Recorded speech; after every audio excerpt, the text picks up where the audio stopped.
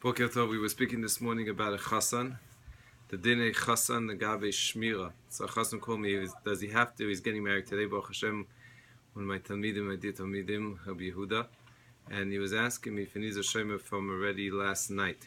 So, this is based on the Gemara Maseches Berachos, and Daf Nun Dal. The Gemara Taka says that a chassan and a kala need shmira, they need protection. But, really, according to most opinions, the shmir only applies during the 7 days of Sheva Brachas. The actual day before is not really Mikar Adin, but that is the minig. Some actually have a minig by many Hasidim. Skver, another Hasidim, they start already from Shabbos, the Mishabbos of the Ufruf.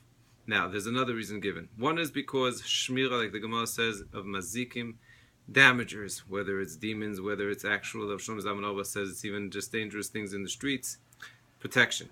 Now, if it's protection, that would also mean that a person shouldn't be left alone. So during the Sheva Brachas, that's one of the main reasons why a chassan does not go to shul if he doesn't have an arrangement of at least someone watching or at least knowing exactly what the kala is up to.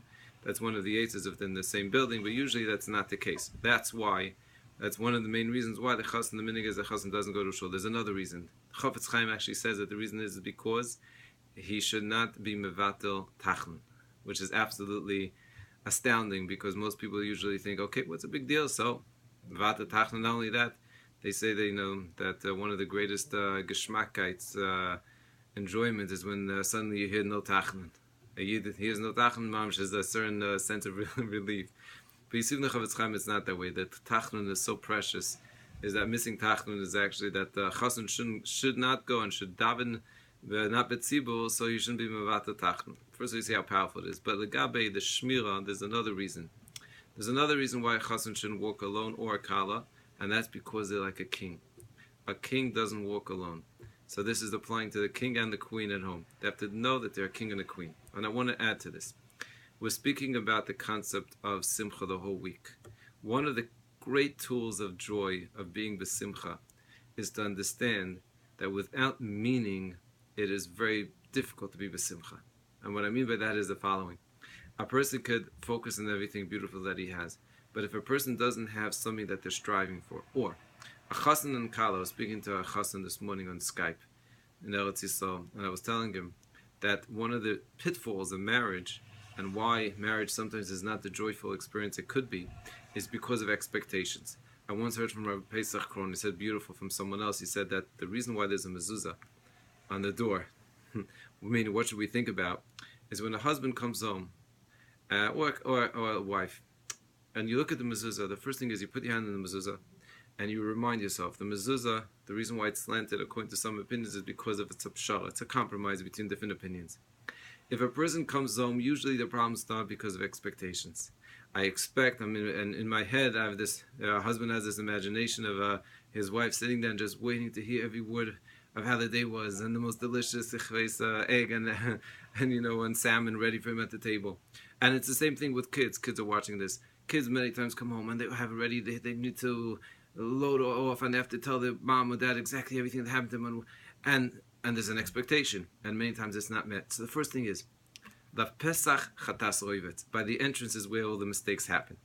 Rabban Shalom, first of all, I'm stopping and I'm thinking, Rabban Shalom, help me, that whatever the experience is going to be best for me. Meaning, if I know that I can't expect the picture to be the way I want it, rather, it's best whatever happens. Whatever the Rabban Shalom wants, that's what's going to be the picture.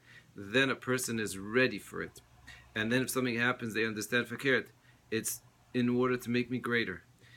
Marriage is about working on myself. So if something is not perfect when I come home, it's just an opportunity. As long as a person is living with the understanding that I want to grow, especially a couple together wants to grow, that's when joy is possible. That's when joy becomes something that is so much more deeper. In fact, everyone knows, the fum tzara ago, no pain, no gain. If everything is just easy, a chassan and a kala, when they're king, why the king and queen? Because Chazal say that one of the ideas is that a king and a chassan, their sins are forgiven. Why? Because they take on a new position. They're starting a new journey. The Rebbe says, God says, okay, I'm going to remove everything. You're starting anew. But the idea of marriage, if you're starting anew, means that now it's all about what's going to be in the future. it's not who I am and I'm staying there. It's the opposite. I'm now going to go through a whole new stage, and I have a goal where I want to get to. I want to become a better person. This, perhaps, hopefully, will be something that a person could use, especially when it comes to any relationship, any situation in life, especially today. Stop by the mezuzah and say, "Hashem, help me." You'll see a whole different experience. Simchas.